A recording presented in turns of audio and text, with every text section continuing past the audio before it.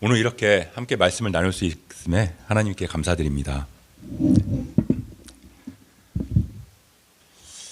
지난주에 설 명절이 있었는데 다들 명절도 잘 지내셨죠?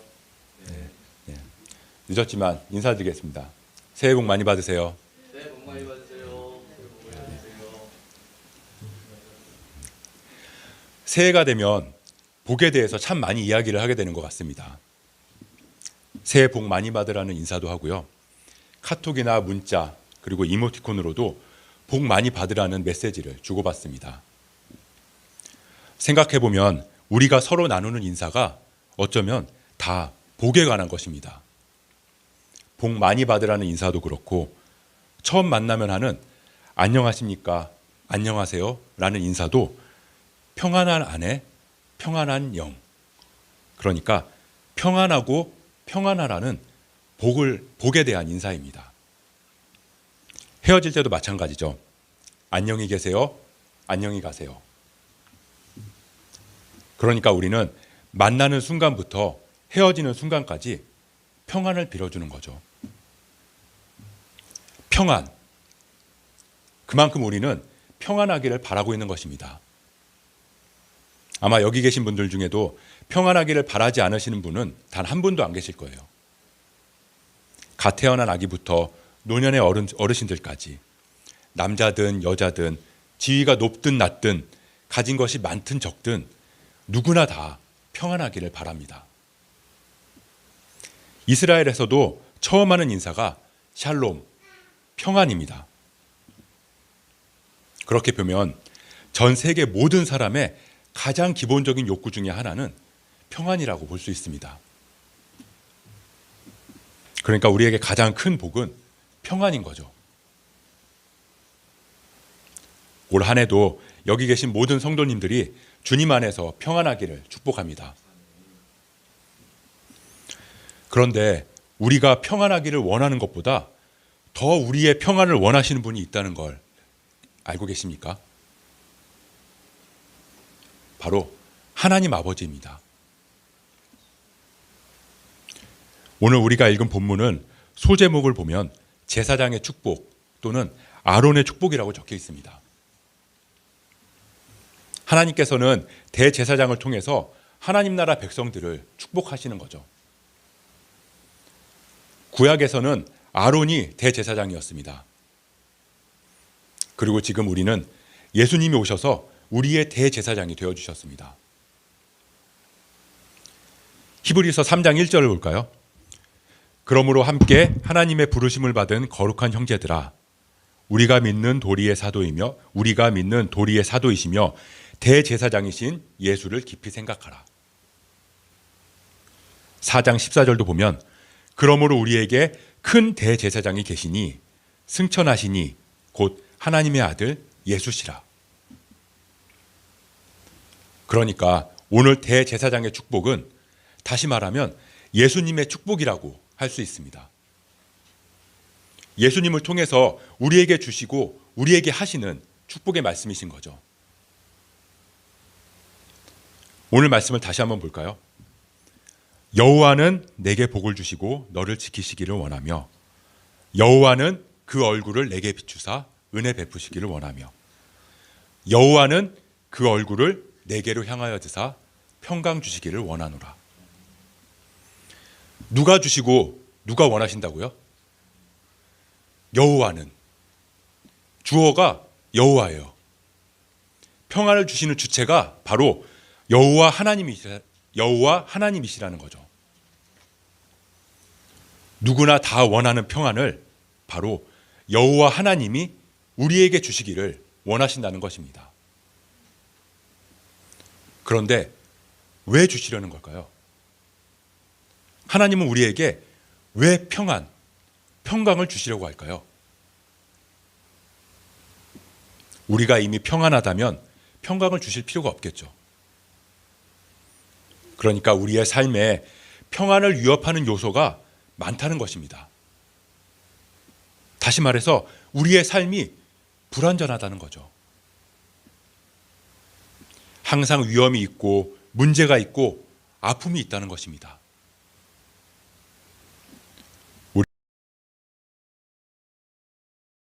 침체되고 평강이 깨질 경우가 너무나 많습니다. 주님은 그걸 아시기에 우리의 삶에 평강을 주시기를 원하는 것입니다. 그런가 하면 하나님이 우리에게 평강을 주시기를 원하시는 또 다른 이유는 바로 우리가 다른 데서 평강을 얻으려고 한다는 것입니다. 우리가 착각하는 게 있는데요. 그게 뭐냐면 평안을 내가 이룰 수 있다고 생각하는 거예요. 내가 조금만 더 벌면, 조금만 더 건강해지면, 조금만 더 큰 집에 살면, 조금만 더 큰 차를 차게 되면, 조금만 더 가지게 되면 평안할 수 있을 텐데. 정말 그렇습니까? 정말 30평에서 40평으로 집을 이사를 하게 되면 평안해지고, 소나타에서 제네시스를 타게 되면 평안해지고, 돼지고기를 먹다가 소고기를 먹으면 평안해지고, 부장에서 임원으로 승진하면 평안해지고, 퇴근 시간이 6시에서 5시로 바뀌면 평안해지고, 국내 여행 다니다가 해외여행 다니면 정말로 우리의 인생이 평안해질까요? 사람들은 아침 일찍부터 밤 늦게까지 일하고 수고합니다. 왜죠? 평안을 얻기 위해서입니다. 이렇게 열심히 일하면 평안을 얻을 수 있겠지. 이렇게 노력하다 보면 언젠가는 평강을 누릴 수 있겠지. 그런데 평강을 내 노력으로, 내 지식으로, 내 힘으로 얻을 수 있다는 생각은 세상이 우리를 속이는 것입니다. 평안은 여호와께서 우리에게 강권적으로 주셔야 가능한 것입니다. 여호와께서 주시는 거예요. 여호와께서 주시기를 원하노라. 그런데 우리가 자꾸 딴 데서 평안을 찾으니까 여호와께서 너 왜 다른 데서 평안을 찾니? 평안은 내가 너에게 주는 거란다 라고 말씀하시는 거죠. 요한복음 14장 27절입니다. 평안을 너희에게 끼치노니 곧 나의 평안을 너희에게 주노라. 내가 너희에게 주는 것은 세상이 주는 것과 같지 아니하니라. 주님이 우리에게 주시는 평안, 그것은 세상이 주는 것과는 다르다고 말씀하세요. 그렇습니다. 세상이 주는 평안과는 차원이 다릅니다. 세상은 흉내낼 수 없는 평안, 영화로도 드라마로도 표현할 수 없는 평안입니다. 그런 평안을 우리 주님은 우리에게 주시기를 원하신다는 거예요. 예수님의 평안은 조건적인 평안이 아닙니다. 가룟 유다가 나를 팔지 않으면 평안하고, 베드로가 나를 부인하지 않으면 평안하고, 사람들이 나를 둘러싸고 나를 인정해주면 평안하고, 그렇지 않으셨죠? 예수님은 가룟 유다가 자신을 팔아 넘길 때도, 베드로가 닭 울기 전에 3번 부인할 때도, 사람들이 자신을 모함하고 때리고 침뱉을 때조차 평안하셨습니다. 평안은 조건에서 나오는 것도 아니고 환경에서 오는 것도 아닙니다. 평안은 사이즈에서 나오는 것도 아니고 숫자에서 나오는 것도 아닙니다. 그렇게 세상의 평안은 조건적이지만 주님의 평안은 무조건적인 평안입니다. 그 무조건적인 평안을 우리에게 주신다는 거예요. 그리고 그 평안은 하나님 아버지와 나와의 친밀한 관계에서 비롯된다는 것입니다. 미국의 문화인류학자인 에드워드 홀이라는 분이 계신데, 숨겨진 차원이라는 책에서 인간관계의 거리를 4가지 유형으로 표현하셨습니다. 아마 들어보신 분들도 많이 계실 텐데요. 첫째는 공적인 거리, 두 번째는 사회적인 거리, 세 번째는 개인적인 거리, 네 번째는 친밀한 거리. 공적인 거리, 사회적인 거리, 개인적인 거리, 친밀한 거리. 이렇게 네 가지로 분류하고 그 안에 해당하는 관계를 설명했는데요. 먼저 공적인 거리는 공중을 대상으로 하는 연설이나 강연 등에서 강사 주변에 자동적으로 형성되는 공간을 말합니다. 그 거리는 3.6m에서 7.6m 정도 된다고 해요. 그러니까 지금 제가 여기 강단에 서서 말씀을 전하는데 여기 의자가 놓여져 있지 않다면 3.6m에서 7.6m 거리를 두고 여러분들이 서거나 앉게 된다는 거죠. 그게 대중들이 느끼는 가장 편한 거리라고 합니다. 두 번째는 사회적인 거리입니다. 직장이나 일터에서 또는 공적인 업무로 대화할 때 형성되는 거리인데요. 이 거리는 1.2m에서 3.6m 정도 된다고 합니다. 공적인 거리보다 조금 가까워졌죠. 세 번째는 개인적인 거리입니다. 격식과 비격식의 그런 경계 지점이라고 말하는데 이 거리는 46cm에서 1.2m 정도라고 합니다. 양팔을 벌려서 원을 그렸을 때 만들어지는 거리인데 이 거리가 멀어지면 긴장감은 줄어들고 대신에 친밀감도 떨어집니다. 그리고 이 거리가 가까워질수록 긴장감은 커지게 되죠. 우리가 가끔씩 엘리베이터를 타거나 벤치에 앉았는데 자리가 넓은데도 굳이 가까이 와서 앉아 있거나 서 있는 사람들을 보면 우리가 불편한 감정을 느끼게 됩니다. 그 이유가 바로 개인적인 공간을 침범하거나 침범할 것 같은 긴장감이 형성되기 때문이라고 합니다. 그런가 하면 이제 마지막으로 친밀한 거리는 46cm 이내의 거리입니다. 이 공간은 상대방에 대한 신체적, 정서적인 정보를 확연하게 느낄 수 있는 거리라고 합니다. 아무리 친한 친구나 선후배라고 해도 함부로 침범할 수 없는 공간이죠.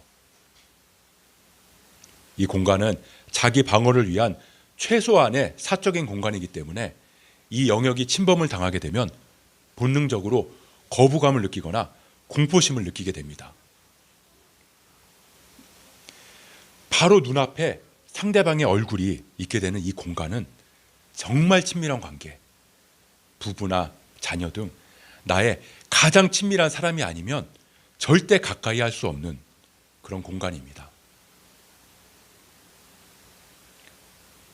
하나님은 우리에게 세상이 줄 수 없는 평안을 주신다고 말씀하셨습니다. 그리고 그 평안을 주시는 주체는 여호와 하나님이십니다. 오늘 본문을 다시 한번 볼까요? 여호와는 내게 복을 주시고 너를 지키시기를 원하시며 여호와는 그의 얼굴을 내게 비추사 은혜 베푸시기를 원하며 여호와는 그 얼굴을 내게로 향하여 드사 평강 주시기를 원하노라. 여호와가 어떻게 하신다고요? 우리에게 얼굴을 비추신다고요. 얼굴을 우리에게로 향하신다고요. 얼굴과 얼굴을 맞대는 거리, 우리의 가장 사적인 거리, 신체적으로, 정서적으로, 영적으로 가장 가까운 그 공간으로 들어오신다고요. 왜? 우리와 친밀해지기 위해서, 우리에게 평안을 주시기 위해서, 우리에게 평안을 주시기 위해서 우리의 가장 사적인 거리를 넘어서 우리 안으로 들어오신다고요. 우리 안에 들어오셔서 우리에게 평안을 주신다는 것입니다. 그러니까 우리의 평안은 우리 안에 하나님의 임재가 있을 때 가능한 것입니다. 하나님은 그 누구보다 우리가 평안하기를 원하세요. 우리 자신보다 더 바라고 계십니다. 그리고 그 평안은 조건적인 세상의 평안이 아닙니다. 금방 깨지고 부서지고 사라질 평안이 아니라는 거예요. 세상이 주는 것과는 차원이 다른 하나님이 주시는 평안. 그 평안을 우리에게 주시기를 원하시고 그 평안을 주시기 위해 우리에게 얼굴을 향하시고 우리 안에 들어오셨습니다. 안녕 하십니까? 지금 여러분들은 평안하십니까? 명절 동안 수많은 복을 주고받고 수없이 평안을 바라면서 서로 인사를 나눴지만 우리 안에 하나님이 계시지 않는다면 어쩌면 우리가 그토록 원하고 바라던 우리의 평안은 금세 사라져버릴 모래성 같은 세상의 평안일지도 모릅니다. 사랑하는 성도 여러분, 평안하십시오. 하나님과 친밀하십시오. 하나님과 친밀하다는 것은 하나님의 말씀을 가까이 하고 그 말씀대로 살아간다는 것입니다. 말씀을 사랑하십시오. 하나님의 말씀이 내 안에 거하면서 내 삶을 움직인다면 하나님이 우리 안에 계시는 거예요. 그러면 세상이 주는 평안이 아닌 숫자로, 사이즈로, 소유로 그렇게 얻는 조건적인 평안이 아닌 주님이 주시는 평안, 하나님이 우리 안에 거하심으로 누리는 평안, 세상 그 무엇으로도 깨지지 않고 사라지지 않는 참된 평강, 그 평강이 우리 안에 임할 것입니다. 그리고 그 평안이 가득하시기를 주님의 이름으로 축복합니다. 그렇게 올 한 해도 하나님 주시는 축복 많이 받으시고 하나님과 동행하면서 건강의 평안, 가정의 평안, 학교와 일터의 평안, 그리고 교회의 평안을 누릴 수 있는 저와 여러분 되시길 주님의 이름으로 축복합니다.